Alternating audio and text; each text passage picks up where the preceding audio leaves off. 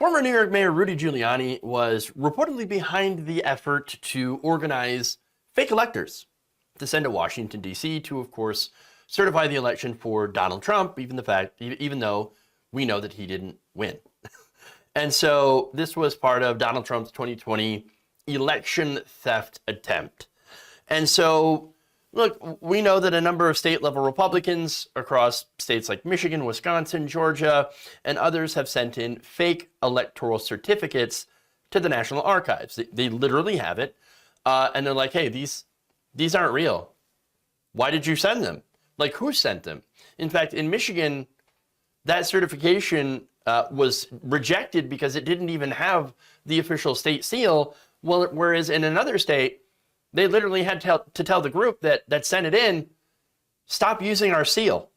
Just please stop it. You're doing actual fraud. All right, so now, that said, those same groups, by the way, have begun organizing groups of so-called alternate electors. Alt-electors. Interesting. Now, these alt-electors would challenge the results of the election in their respective states, using, of course, a lie about voter fraud and all that. And now we know, thanks to the House Select Committee and their investigation into January 6th, that members of Trump's inner circle were behind that, including Rudy Giuliani. Because, of course, sources tell CNN that Trump campaign officials, led by Rudy Giuliani, oversaw efforts in December 2020 to put forward illegitimate electors from 7 different states that Trump had lost, and that this was a core tenet of the broader plot to try to overturn Biden's victory when Congress counted electoral votes on January 6th. So now, look, I've detailed this plot. Part of it, you had Steve Bannon and, basically talking about the Green Bay sweep.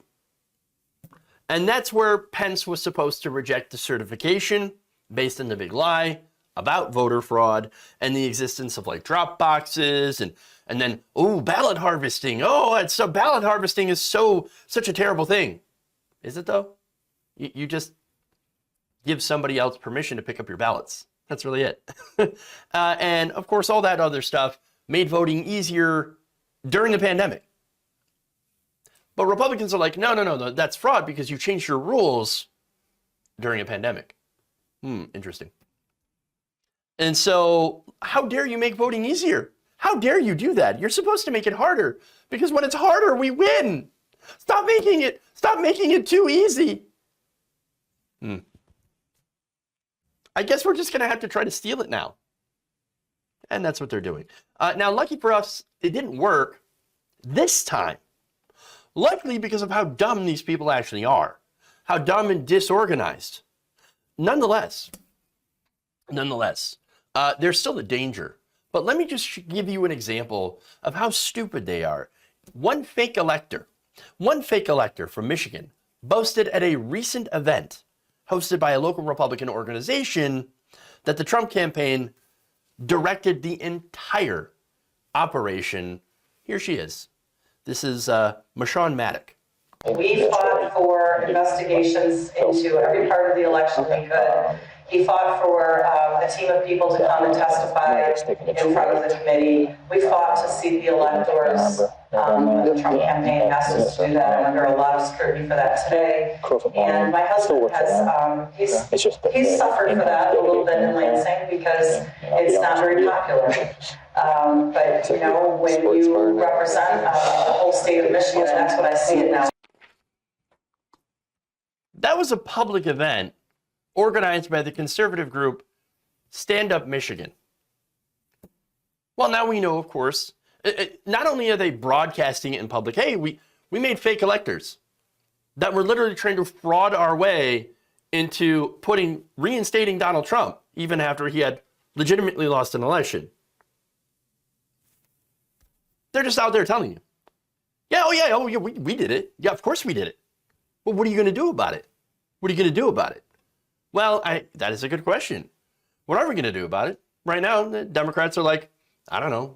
I guess we're just going to investigate. And maybe we're going to write some strongly worded letters. Wow. Wow. But anyway, look, that said, the details here is that Giuliani and most certainly Donald Trump told them to do it. This, along with numerous amounts of evidence that they have that Trump had helped organize the insurrection on January 6th, and of course got his lackeys to try to pull off a soft coup, if you will, without actual violence, and then of course egged on the violence on January 6th. That should be enough, you would think, to get people in some trouble. Now, whether or not that actually happens, well, that's a different question, because we do live in America where the right wing ensures that the people at the top never face any sort of consequences for their actions.